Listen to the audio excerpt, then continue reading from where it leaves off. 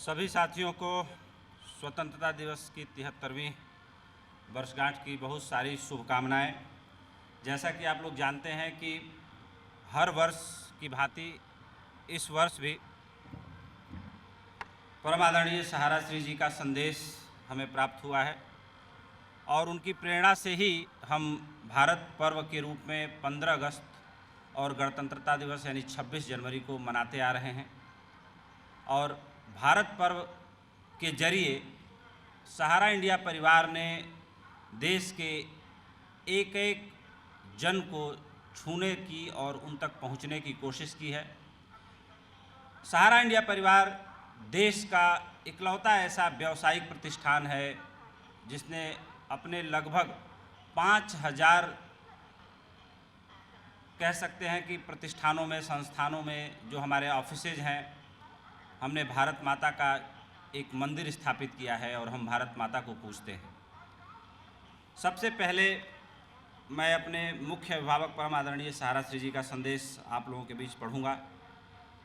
उसके बाद आगे की कार्रवाई पूर्व निर्धारित कार्यक्रम के हिसाब से होगी।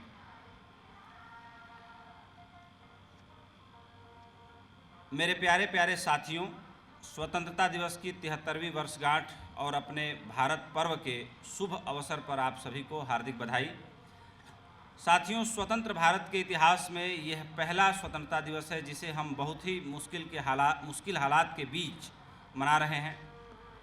सच कहूँ तो मना नहीं रहे हैं बल्कि एक रस्म अदायगी कर रहे हैं। आप जानते हैं कि कोरोना की महामारी ने समूचे विश्व को अपने चपेट में ले रखा है। हमारे देश में इस समय कोरोना की रफ्तार कम होने के बजाय लगातार बढ़ रही है। हमारे सारे प्रयासों के बावजूद बीमारी बढ़ती जा रही है। अपने शुरुआती अनुमानों के अनुसार हम इस पर रोक नहीं लगा पाए, लेकिन हमारी कोशिशें जारी हैं और हर स्तर पर जारी हैं। पिछले दिनों अपने प्यारे देशवासियों के नाम अपने संबोधन में मैंने कहा था कि अब हम केवल सरकार की ओर नहीं देखते रह सकते। हमारी स्वास्थ्य सेवाएं बहुत ज़्यादा दबाव में हैं, इसलिए हम उन पर पूरी तरह निर्भर नहीं रह सकते। आज के दिन मैं फिर दोहराना चाहता हूं कि अब हमें अपने ऊपर ही ज़्यादा निर्भर रहना होगा।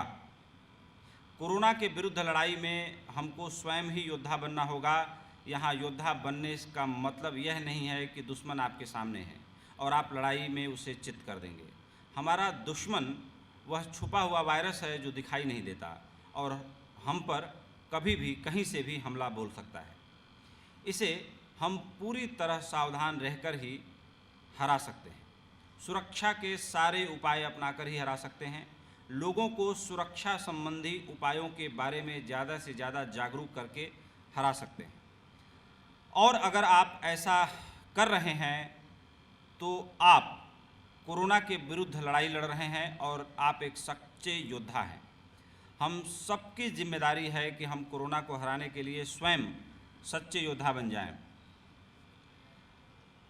अब जब लॉकडाउन लगातार खुल रहा है और लॉकडाउन के नियमों को ढीला किया जा रहा है तो हमारी जिम्मेदारी और अधिक बढ़ गई है और यह जिम्मेदारी हमें निभानी ही होगी। आज हमारे सामने दोहरा संकट है। आप जानते हैं कि कोरोना महामारी के फैलाव ने हमारे देश की आर्थिक गतिविधियों को बहुत अधिक प्रभावित किया है।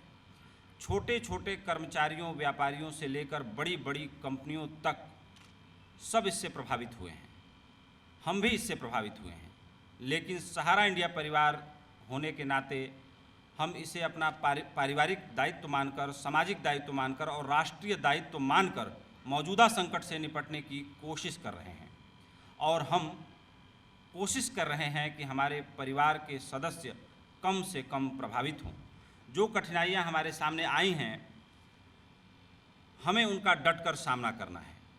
एक ओर तो हमें सुरक्षा के सारे उपाय अपनाते हुए कोरोना महामारी पर विजय पानी है, तो दूसरी ओर हमें अपनी आर्थिक गतिविधियों के पहिए को थमने नहीं देना है। हमें दोनों ही मोर्चों पर जीत हासिल करनी है। अगर अपने सहारा इंडिया परिवार और इसके जाबाज सिपाहियों की बात करूं तो मैं गर्व से कह सकता हूं कि हमने अनेक कठिनाइयों का सामना किया है, लेकिन अपनी सामूहिकता और अपने कर्तव्ययोगियों की निष्ठा और लगन के बल पर हर कठिनाई पर विजय पाई है। पराजय शब्द हमारे शब्दकोश में नहीं है।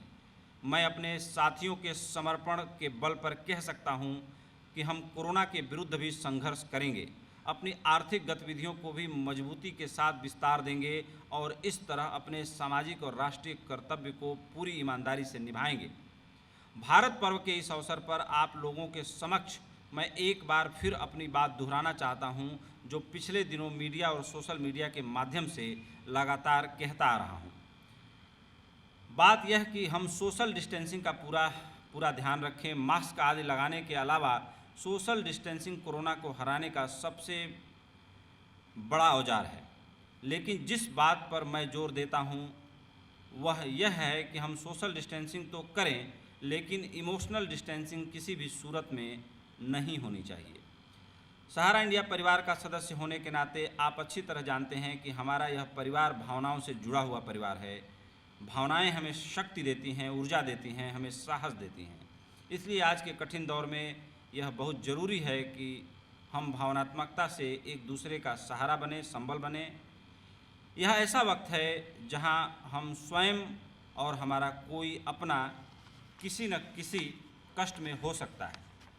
हमें स्वयं भी हिम्मत के साथ हालात का सामना करना है और अपने साथ के सभी लोगों को भी हिम्मत देनी है। हमें सोशल मीडिया तथा फ़ोन आदि के जरिए एक दूसरे के साथ जुड़े रहना है, एक दूसरे से सहयोग और समन्वय बनाए रखना है। तभी हम कोरोना से भी जीतेंगे और व्यवसाय के मोर्चे पर भी जीतेंगे। मैंने शुरू में कहा था कि हम आज की परिस्थिति में स्वतंत्रता दिवस मनाने की रस्म अदायगी कर रहे हैं, लेकिन अगर हम हर मोर्चे पर सफलता का संकल्प लेते हैं, विजय पाने के लिए ठान लेते हैं, तो आज का यह दिन हमारे लिए नई शुरुआत का दिन होगा, बेहतर भविष्य की नींव रखने का दिन होगा। अगर हम यह संकल्प लेते हैं तो भारत माता के सच्चे सपूतों के लिए सच्ची श्रद्धांजलि होगी, उन महान आत्माओं के लिए सच्ची श्रद्धांजलि होगी जिन्होंने देश की स्वतंत्रता के लिए अनेक त्याग और बलिदान किए।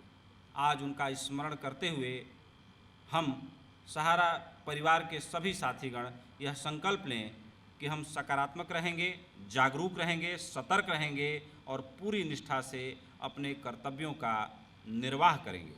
और ऐसा करते हुए हम अपने निर्माण के साथ अपने राष्ट्र के निर्माण में भी अपनी सार्थक भूमिका निभाएंगे।